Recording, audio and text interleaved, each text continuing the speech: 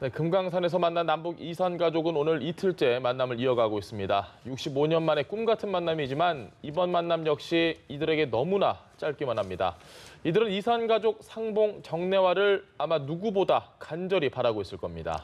한편 고용 쇼크로 인한 파장이 커지는 가운데 정치권의 공방이 연일 뜨거운데요. 이 소식 이상일 전 국회의원, 양문석 공공미디어 연구소 이사장과 함께 짚어보겠습니다.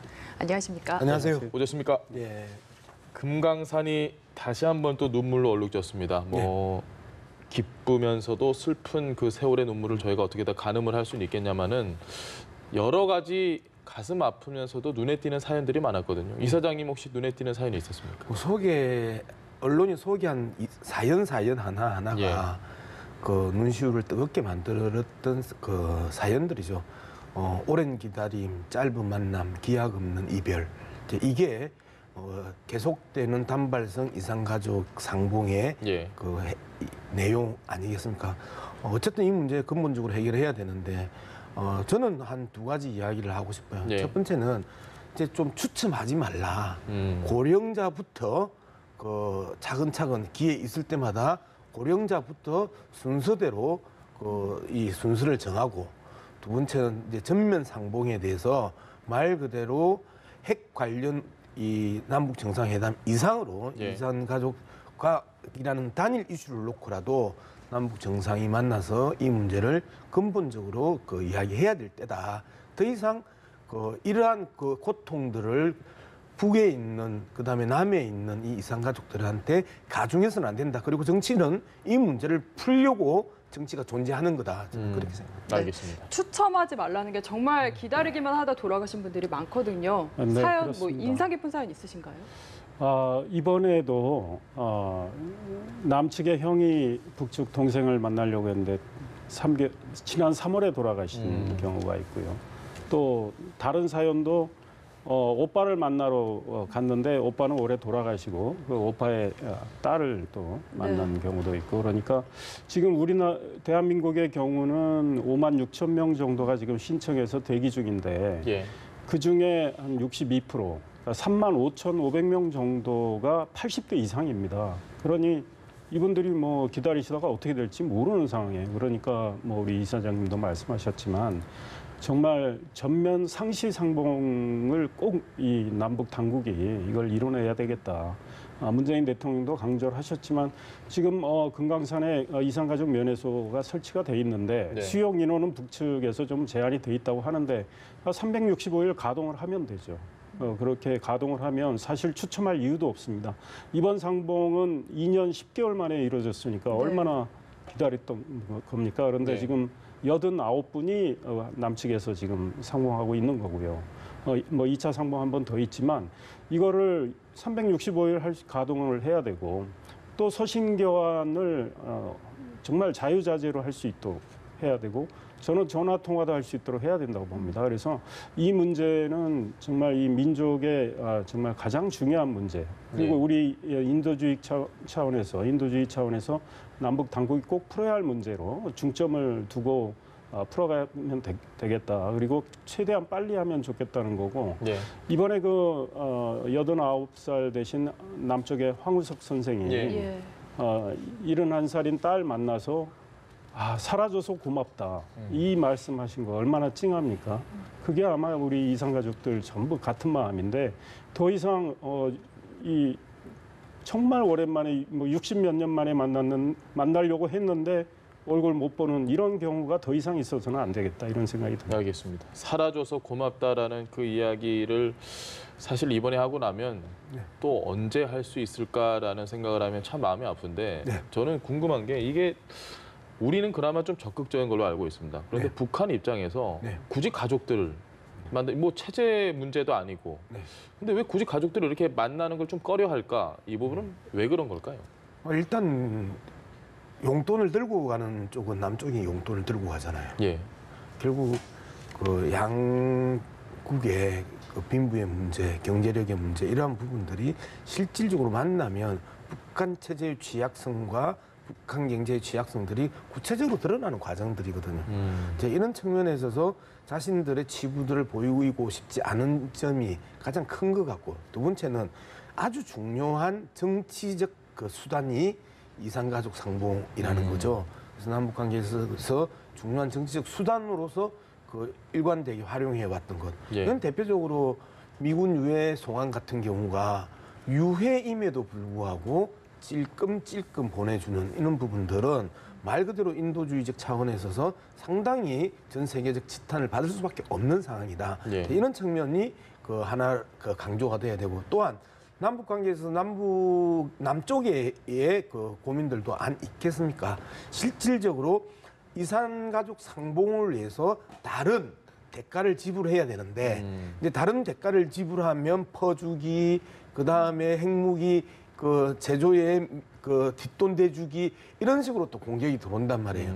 기본적으로 외교는 거래인데 예. 외교 자체가 남북 간의 외교를 거래로 보지 않고 말 그대로 순수한 순정으로 자꾸 그 치안을 하면서 쓸데없는 정쟁거리들이 또 그 발생하는 것들, 이러한 것들이 전체적으로 이산 가족 문제를 가로막는 남북한의 주요 그 장애물들 아닌가 저는 그렇게 생각합니다. 알겠습니다. 하나 말씀드리면 이 이산 가족을 만나는 걸 당연한 거래로 생각하면 저는 안 되겠다 이 생각이에요. 이제 과거에는 북한이 예. 꼭 뭘 대가를 요구하고 뭐 그랬습니다. 그러니까 뒷돈도 받고 그랬는데 이거는 정말 인도주의적인 차원에서 제일 급선무로 풀어야 할 문제이기 때문에 북한을 정말 설득을 하고 우리가 견인을 해서 이거는 이제 어떻게 되실지도 모르는 분들이 예. 정말 가족을 확인하고 만날 수 있도록 뭐 거래 없이 그 뒷돈 대봐야 북한이 그 얼마 받겠습니까? 그리고 그걸 또 다른 데로 전용하면 북한이라는 체제가 더 이상하게 보이기 때문에 북한도 이번에 생각을 달리 해야 되겠다 이런 생각이 들어요. 알겠습니다. 항상 뭐 북한이 그런 자세로 나와주면 이 문제는 말 그대로 뭐 전면 상봉도 그다음에 정기 만남도 서신도 전화도 다 가능한데 예. 항상 북한은 이 문제를 가지고 정치적 지렛대로 활용했다라는 측면에서 그러면 그 정치적 지렛대를 우리가 뻔히 알면서도 그 부분에 대해서 수용을 안 하고 저렇게 안타까운 긴 기다림, 짧은 만남, 기약 없는 이별을 계속해서 매번 할 것이고 저들의 가슴에 못을 박을 것인가, 이 부분을 또 한번 생각을 해보면 어느 게 인도주의적인 측면인지를 한번 고민해봐야 됩니다. 이 문제만큼은 북한의 요구를 받아주더라도 네. 정리화가 이뤄져야 한다는 말씀이셨고요. 두 번째 이슈로 넘어가 보겠습니다. 7월 고용지표가 최악의 성적표를 받아들었습니다. 파장이 커지고 있는데 야당이 지금 9월에 청문회를 열어야 한다 이렇게까지 주장을 하고 있더라고요. 사실은 저는 일리가 있다고 생각을 해요. 네. 일자리 창출을 내건 정부에서 이 고용 참사가 계속 달별로 이어지고 있어요. 지난 5월에 이제 10만 명대였거든요. 그때 김동연 경제부총리가 충격적이라고 그랬습니다. 예. 그리고 대통령께서도 그 통계를 보고 국민께 죄송하다는 말씀도 했고요. 그런데 7월 통계를 보면 월별 증가율이 이제 5천 명입니다. 5천 명. 그러니까 우리가 지금 이 새로 인력 시장에 나오는 청년들을 어느 정도 수용을 해서 일자리를 만들려면 적어도 30만 명대의 예. 그 월별 증가율이 유지가 돼야 되는데 지금 5천 명이라는 건 우리 경제 성장은 거의 제로라는 상황이거든요. 근데 이 상황이 이제 마이너스로 갈 가능성도 배제할 수가 없게 됐어요. 예. 게다가 이 내용을 보면요. 지금 농업 부분이 한 6만 명이 늘어나서 예. 지금 5천 명이 늘어난 네. 겁니다. 그래서 이 고용 시장의 구조가 매우 나쁘다. 이런 상황이 왜 전개가 됐는가? 지금 뭐 청와대나 또 일부 여당의 일부 인사들은 이명박 정부 때 4대강에 돈을 쏟아부어서 그랬고 네. 박근혜 정부에서 구조조정을 제대로 못해서 지금 이런 상황이다. 글쎄요, 국민들이 이런 말씀에 동의할까요? 제가 보기에는 지금 정권 잡은 지가 1년 3개월 됐는데 그동안에 많은 정책을 구사를 했습니다. 예. 그러면 이거에 대한 책임감을 느껴야 돼요. 근데 문재인 대통령은 상당히 마음이 무겁다라고 해서 뭐 일단의 책임감을 예. 표현을 했는데 여당의 지금 당권 주자가 또 그런 말씀하시고 박원순 서울시장도 오늘 네. 야당 책임이다 이러는데 예. 국민들이 보면 이건 매우 비겁해 보여요. 이거 정정당당하지 못해 보여요. 이거는 온전히 정권을 잡은 우리 쪽의 책임이다. 이런 걸 생각을 해야 되고 그렇다면 왜 이렇게 됐을까 한번 예. 생각을 해봐야 되겠죠. 그러면 이론적으로는 굉장히 좋은 이론을 가져와서 소위 소득주도 성장론이 좋은 이론이라고 가정을 한다면 그거를 구사를 했는데 현실 세계에 먹히질 않고 역효과를 내고 있다는 네. 지적을 경제학자를 비롯해서 많은 분들이 이야기를 합니다. 그렇다면 정말 그런가 점검을 해야 되는데 문제 없습니다. 장하성 청와대 정책실장 연말까지 기다려달라. 네. 연말이면 잘 될 것 같이 이야기했는데 만약에 연말에 안 되면 본인은 그때는 물러나야 되겠죠. 근데 제가 보기에는 연말에는 더 나빠질 걸로 봅니다. 그렇기 때문에 왜 이렇게 상황이 전개됐는지 국회에서 당연히 국민을 대변하는 국회에서 저는 따져봐야 되겠다. 물론 여당은 안 할 겁니다. 왜냐하면 여당이 비판을 받아야 하는 상황이기 때문에. 그러나 어차피 청문회가 이루어지지 않는다 해도 국회 국정조사가 올 정기국회 12월쯤은 예. 또 열립니다. 그러면 국정조사의 가장 중심적인 이슈가 이 문제가 될 거예요. 그런데 그 전에 정부가 지금 구사해온 정책을 전면적으로 재검토하는 이런 것들이 좀 필요해요. 그리고 필요한 인사 조치도 해야 되는데 정책 실패를 인정하는 게 될까 봐 네. 지금 그렇지 않고 있는데요. 이러다가는 상황이 더 악화되겠다. 알겠습니다. 이런 생각이 듭니다. 이사장님 생각도 한번 예. 들어보고 싶습니다. 이제 문제가 뭔가에 대해서 정권의 책임과 그다음에 주도 성장론에 대한 책임으로 이제 세게 이제 물었다고 봅니다. 예. 근데 뭐 그 부분에는 저는 동의합니다. 여전히 1년 3개월이 지난 지금까지도 MB 정권이나 박근혜 정부에 대한 탓을 하기에는 좀 국민들 앞에 부끄럽다. 나는 그렇게 생각하고 예. 그렇지만 그 원인들은 그 당시에 구조조정이 안 됐던 부분들이 여전히 그 여파가 오거든요. 예. 자, 이번에 소위 말하는 저는 고용 쇼크라고 하는 표현들 참 호들갑이라고 생각을 합니다. 왜 그러냐면 한국의 제조업, 특히 자동차 산업의 경쟁력이 극도로 저하되고 판판이 지금 깨지고 있고 예.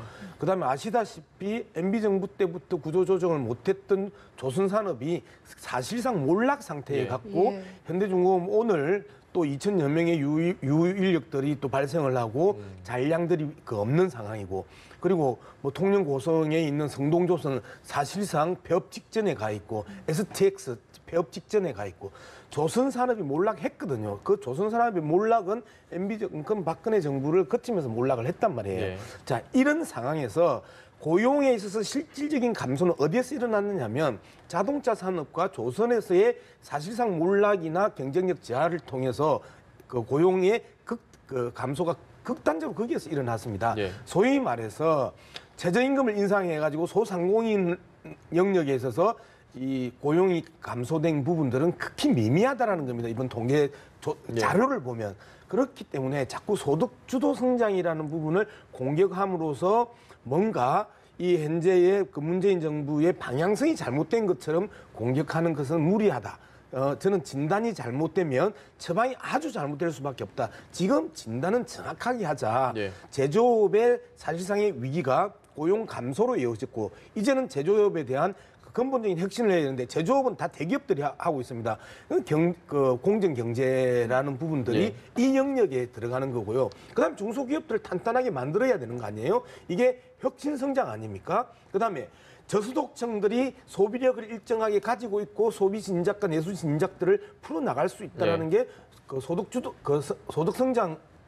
성장론이거든요. 이러한 것들이 삼박자가 일치돼서 돌아갈 수 있도록 조정해내야 되는데 이러한 조정 역량에 있어서 지금 청와대나 정부에 있어서의 이 엇박자에 대해서는 신랄하게 비판해도 되지만 예. 큰 방향에 대해서 그리고 진단에 대해서는 정확할 필요는 있다. 책임은 MB 정부나 박근혜 정부가 아니고 문재인 정부가 확실히 우리 책임이로소이다라고 고백하는 것도 중요하다. 마지막으로 자꾸 단기 처방 내지 마라. 예. 방향을 잡았으면 수정과 보완의 문제가 필요하면 할 수도 있지만 연말까지 기다려달라 이런 거 하지 마라. 솔직하게 국민들에게 전반적인 제조업의 구조가 심각하다라고 솔직하게 말하고 이러한 것들 이렇게 확대 재정을 통해서 지금의 긴축 재정을 바꿔서 확대 재정을 통해서 좀 더 많은 돈들과를 쏟아붓고 그러면서 이렇게 바꾸겠다라고 국민 앞에 솔직하게 이야기하고 기다려달라라고 하고 같이 인내를 호소하는 것이 솔직한 정책이지 장하성 실장이나 김동연 부총리처럼 계속해서 7월에 이러한 이 자료가 만들어졌다. 하들짝 놀래서 당정청 협의회에서 뭔가 또 단기 처방 내려고 하고 그리고 또 실패하고 또 그 똑같이 아까 지적했던 것처럼 작년 10월에 그 사건이 있었는데 올 8월에 또 이 사건이 있었단 말이에요. 올 12월에 또 고용 감소 문제를 해결하지 못하고 일자리 확장하지 못하면 또 뭐라고 국민 앞에 이야기할 겁니까? 현재 상황을 나는 솔직하게 이야기하고 국민들의 양해를 구하는 게 맞다. 이 기업 구조조정과 관련해서 한 말씀 드리자면 기업 구조조정은 상시적으로 꼭 해와야 돼요. 그러니까 모든 정부가 다 잘할 수는 없는데 노력을 뭐 했다가 안 되는 측면도 있고. 근데 이 정부 들어서도 기업 구조조정을 제대로 안 했습니다. 근데 기업 구조조정의 핵심은요. 노동개혁이에요. 아까 뭐 조선업 자동차업 이야기했는데 경쟁력이 떨어지고 있는데 지금 거기에 있는 큰 기득권 노조들은 자기 기득권 내놓은 게 하나도 없습니다. 네. 그분들 손해 전혀 안 봤어요. 그러니까 지금 경쟁력이 더 떨어지는데 문재인 정부가 지금 혁신 성장을 이야기하면서 규제 혁신은 하겠다는데 따라줘야 되는 게 노동개혁이에요. 그런데 지금 양대 노총에 대해서 양대 노총이 굉장히 현 정권을 지지하는 세력이지만 이쪽에 대해서 싫은 소리 하지 않고 있습니다. 이런 문제까지 다 짚어야 되고. 알겠습니다. 2016년 말 월별 통계 보면요. 고용 증가 숫자가 50만 명이에요. 50만 명. 박근혜 정부 말기에도 이명박 정부도 50만 명 선을 유지했어요. 예.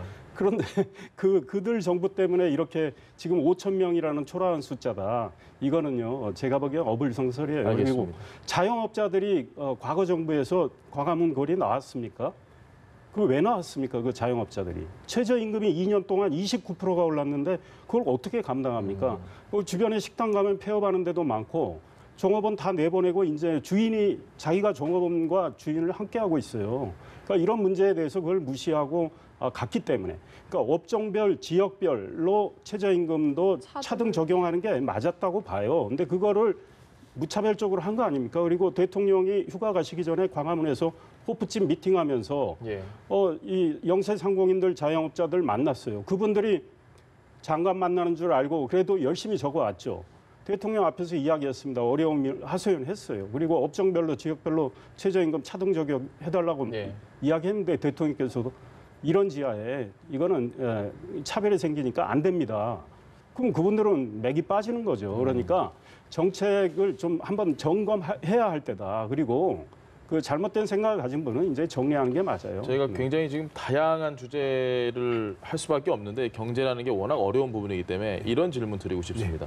사실 국민들은 기업 관계자든 뭐 자영업자든 원인에 대해서 관심을 가지기보다 분석할 시간이 없거든요, 지금. 당장 하루 먹고 살기 바쁘신 분들이기 때문에 앞으로 그래서 어떻게 할 거냐 이런 얘기를 듣고 싶은데 청와대에서는 말씀하셨던 것처럼 장하성 실장과 김동연 부총리가 엇박자 내고 있는데 오늘 청와대에서 나온 얘기가 의견차는 있으나 목적지는 같다라고 얘기를 했습니다. 사실 너무 맞는 말이고 너무 원론적인 얘기인데 지금 이런 원론적인 이야기를 할 때인가 신뢰 문제를 우리가 논의해야 될 상황에 이 부분에 대해서는 어떻게 보십니까? 의견은 다르나 목적지는 같다는요. 보수나 진보가 의견은 다르나 목적지는 같습니다. 국가 발전, 그다음에 그 국민의 복지 향상 뭐 이런 부분이기 때문에 그 부분에 대해서는 저는 하나만한 소리라고 이야기를 하는 거고요. 말 그대로 어제 대통령이 이야기했던 것처럼 의기투합해서 잘 풀어라. 그리고 직을 걸어라. 두 가지를 이야기했거든요. 이 부분에 대해서 좀 더 적극적으로 내부 토론들이 있고 그리고 진보적 성향의 장하성 정책실장과 보수적 성향의 김동연 부총리가 앉아서 정말 이 치맥 미팅을 하더라도 충분히 이야기하고 그리고 거기에 있어서 공감대를 만들고 같은 입장으로 안정되게 가면 국민들 입장에서 그럼 내년에는 좋아지겠지. 지금보다는 나아지겠지 하는 기대를 가질 수 있는데 계속해서 김동연 부총리는 수정 보완할 수 있다. 그러면서도 방향성은 맞다라고 이야기를 하면서 앞뒤가 안 맞는 이야기를 하고 있고 그다음에 장하성 실장은 연말이면 잘 해결될 거다라고 이야기하는데 그 해결되는 방도에 대해서 국민들에게 설득이 안 되고 이렇게 자꾸 위기가 오면 단기 처방으로 그리고 임기응변으로 빠져나가려고 하지 말고 국민들에게 솔직히 이렇다. 그다음에 지금 미중 무역 전쟁이나 그다음에 트럼프의 관세나 그다음에 제조업의 구조적인 그 취약성이나 위기나 이러한 것들을 이야기하고 네. 그다음에 우리 노동 문제도 그러면 이야기할 수 있다. 그리고 그 민주노총에도 양해 구할 수 있다. 한국노총에도 이야기할 수 있다라고 이야기를 하고 설득해 보겠다. 이렇게 있는 그대로를 가지고 이야기하면서 국민들에게 설득하는 모습이 중요한 것이지 단기적으로 면피성 발언이나 임기응변성 회피성 발언 이것은 더 이상 국민들의 신뢰를 악화시키고 문재인 대통령 혼자에게 모든 짐을 떠넘기는 예. 또 다른 책임 회피일 수도 있다고 저는 지적합니다. 알겠습니다. 네. 제가 보기에는요. 사람의 문제와 정책의 문제가 있습니다. 사람의 문제는 김동연, 장하성 두 사람인데 예. 철학이 다르기 때문에 절대 엇박자 내지 말라고 해도 본심은 달라지질 않아요. 예. 7월 6일 날 이분들이 만나서 2주에 한 번씩 조찬하자고 했는데 한 번도 이루어진 적이 없습니다. 게다가 대통령께서 혁신 성장은 김동연 부총리, 소득 주도 성장은 장하성 정책실장 이렇게 맡겨놨어요. 근데 혁신 성장과 소득 주도 성장은요. 함께 발맞춰서 갈 수 있는 이론이 아닙니다. 혁신 성장은 기업의 활력을 제고하는 거예요. 규제 개혁을 하고 노동 개혁을 해야 되는데 안 하고 있지만 네. 기업의 길을 살려주는 건데 네. 소득 주도 성장은 기업의 발목을 잡는 그런 이론이기 때문에 서로 충돌이 되고 있습니다. 근데 문재인 대통령은 소득 주도 성장이 통하지 않으니까 그러면 일자리를 당장 어떻게 해야 됩니까? 기업에서 만들어줘야 되니 이제 혁신 성장을 합니다. 규제 개혁한다고. 예. 근데 그러면서도 신자유주의를 비판하는데요. 문재인 대통령이 내건 혁신 성장이야말로 신자유주의를 대변하는 이론이에요. 그러니까 서로 충돌되는 이론을 구사하면서 그리고 또 생각이 다른 분들한테 이 충돌되는 이론을 맡기고 있으니 엇박자를 내는 건 너무나 당연하고 그다음에 청와대 구조를 보세요.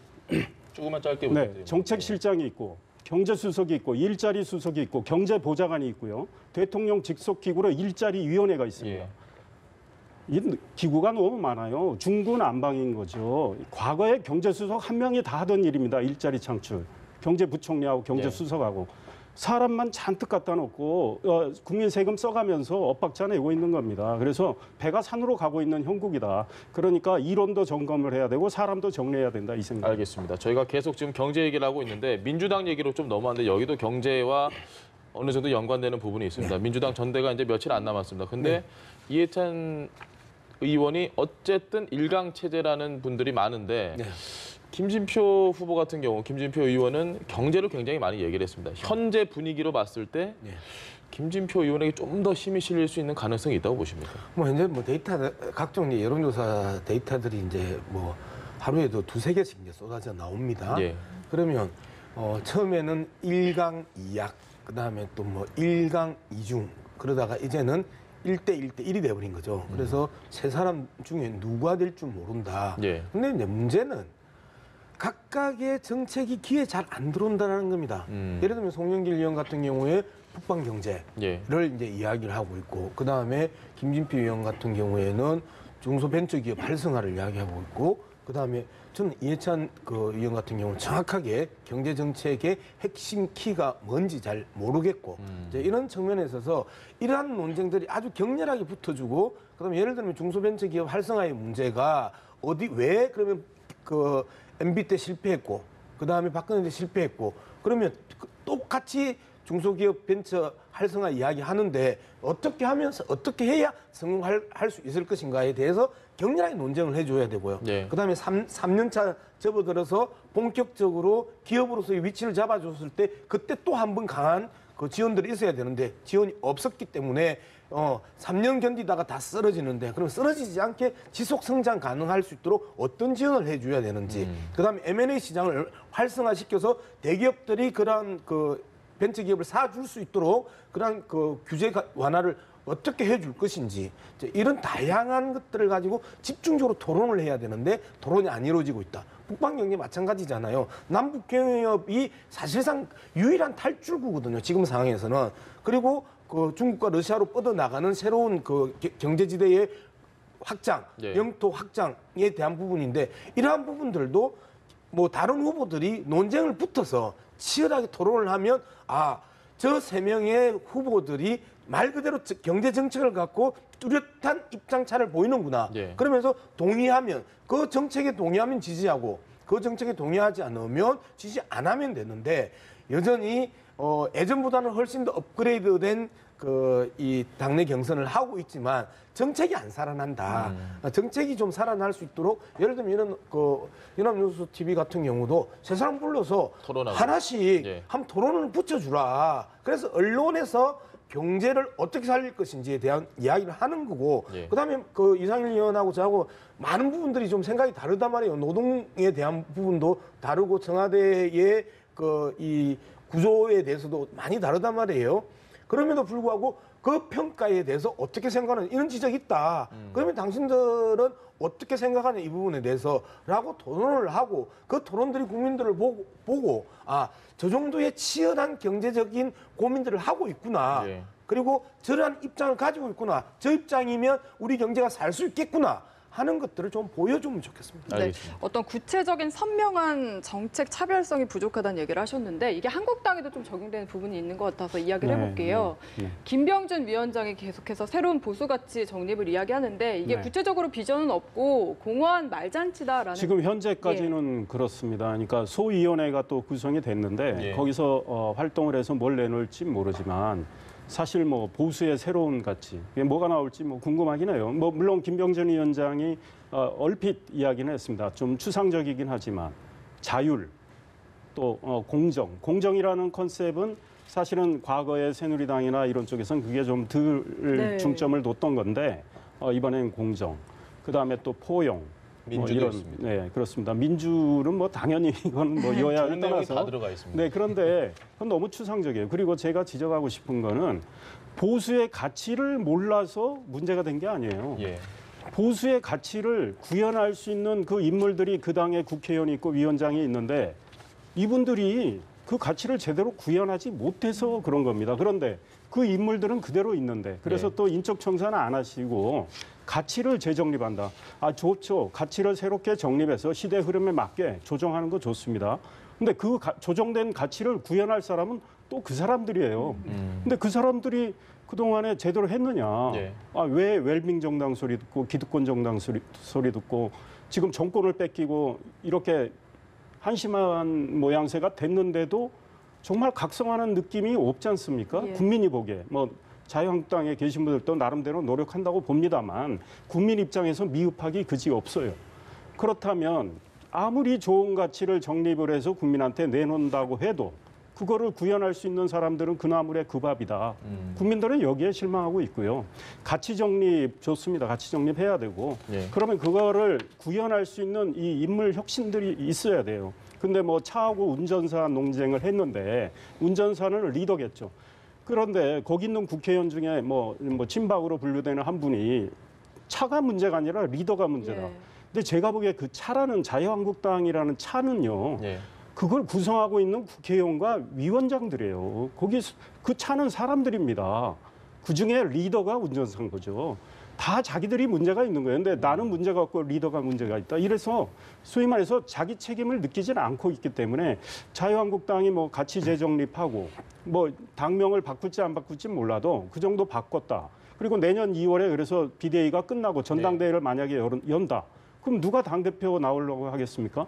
지금 거기 계신 의원들, 중진들이 나오려고 하지 않겠어요? 예. 그러면 우리가 이름 다 거론할 수 있습니다. 그분들이 당권 잡아서 공천한다. 국민들이 얼마나 감동할까요? 그래서 제가 자유한국당은 해산만이 답이라고 제가 주장하는 겁니다. 정말 해산을 하면 인적 청산이 절로 됩니다. 예. 뿔뿔이 흩어지면 좋은 사람들이 모여서 신진들하고 새롭게 할 수가 있어요. 근데 지금 자유한국당 이름 바꾸고 가치를 재정립한다? 누가 신진이 거기 들어갑니까? 네. 알겠습니다. 제가 한마디만 붙이면요. 네. 자유민주 공정 포용을 경제 정책으로 표현을 하면요. 예. 자유가 혁신 성장이거든요. 예. 그다음에 공정이 공정 경제거든요. 예. 그다음에 포용이 소득 주도 성장이거나 그다음 소득 주도 성장이고 좀 더 구체적으로 이야기하면 최저임금 인상이거나 예. 그다음에 근로시간 단축이란 말이에요. 자, 이렇게 가치락 아주 추상성이 높은 단어를 던져놓고 구체적인 정책을 탁 대면 나올 수 있는 정책이 경제 정책에서는 딱 이거밖에 안 나옵니다. 그런데 자유, 공정, 포용을 던져놓고 현 정부의 자유, 공정, 포용이라고 표현될 수 있는 정책을 또 공격을 한단 말이에요. 즉 이제는 모호한 높고 추상성이 높은 단어로 보수의 가치를 정립할 게 아니고 그 가치 아래 구체적으로 나열되고 있는 예. 현재의 정책에 대해서 얼마만큼 교집합을 찾아 나가고 그다음에 차이점을 찾아 나가는지 그래서 설득력 있고 논리적으로 국민들에게 이야기할 수 있고 변화될 수 있게 알겠습니다. 하는가가 중요하지 않을까 생각합니다. 알겠습니다. 네, 오늘 두 분 말씀 여기까지 들어보겠습니다. 이상일 전 국회의원, 양문석 공공미디어 연구소 이사장과 함께했습니다. 잘 들었습니다. 고맙습니다.